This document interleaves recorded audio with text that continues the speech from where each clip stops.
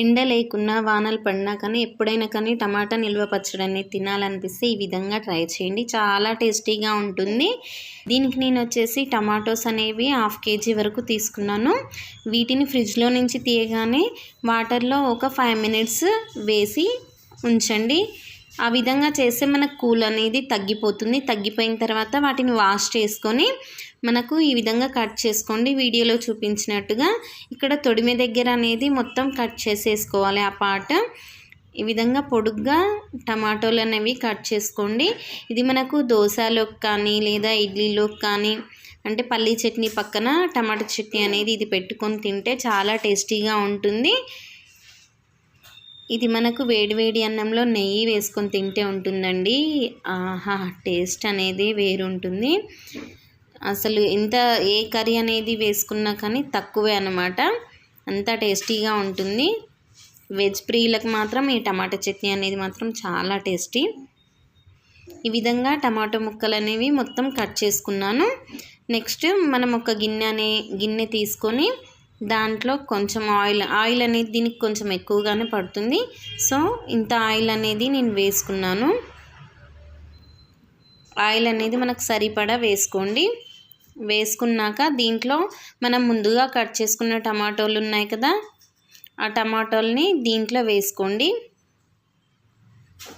ఆయిల్లో వేసుకున్నాక కొంచెం సాల్ట్, అంటే మనకు టమాటోలు తొందరగా ఉడకాలి కాబట్టి వేసుకున్నాను. అదేవిధంగా చింతపండు ఒక 20 grams అంత చింతపండు వేసుకున్నాను. ఇది ఏంటంటే పుల్లగా చాలా టేస్టీగా ఉంటుంది. మనకు నిల్వ పచ్చడి కన్నా చాలా టేస్ట్ ఉంటుందన్నమాట ఇది. ఈ విధంగా టమాటోలు అనేవి మనము సాల్ట్ అనేది వేసాం కాబట్టి ఈ వాటర్ అనేది ఆటోమేటిక్గా వస్తుంది. మొత్తం టమాటోలు అనేవి మొత్తం బాయిల్ కావాలండి. బాయిల్ అవుతుండగానే మనం దాంట్లో కారం యాడ్ చేసుకుందాము. మనకు టేస్ట్ తగ్గట్టుగా కారం అనేది యాడ్ చేసుకోండి.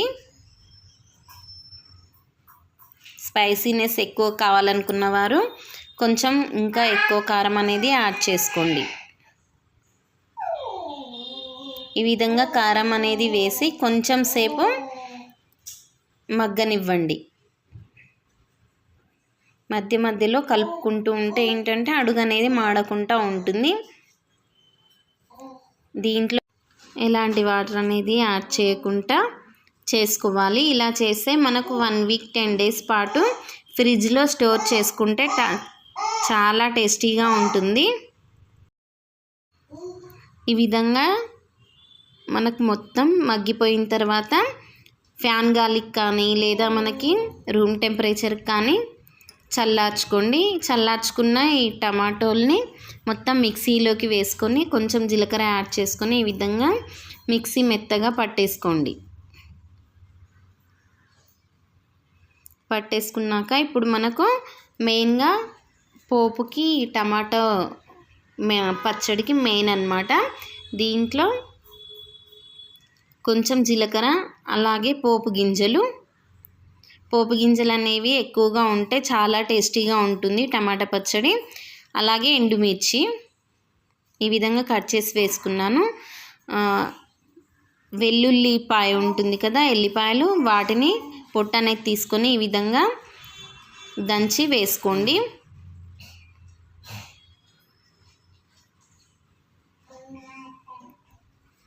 ఈ విధంగా వేసుకున్నాక కరివేపాకు అనేది యాడ్ చేసుకోండి.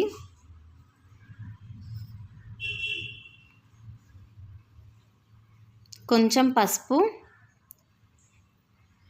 1/2 tablespoon కానీ మనకి ఎంత క్వాంటిటీ తీసుకుంటామో దానికి తగ్గట్టుగా. ఇది మెయిన్ అన్నమాట. దీంట్లో వచ్చేసి 1/2 tablespoon జీలకర్ర మెంతుల పొడి అనేది యాడ్ చేసుకున్నాక కొంచెం 2 minutes తర్వాత టమాటో పేస్ట్ అనేది మనం పట్టుకున్నాం కదా మిక్సీ, ఆ పచ్చడి అనేది దీంట్లో వేసుకోండి. వేసుకొని మొత్తం ఈ విధంగా ఒక 2 minutes కలుపుకోండి.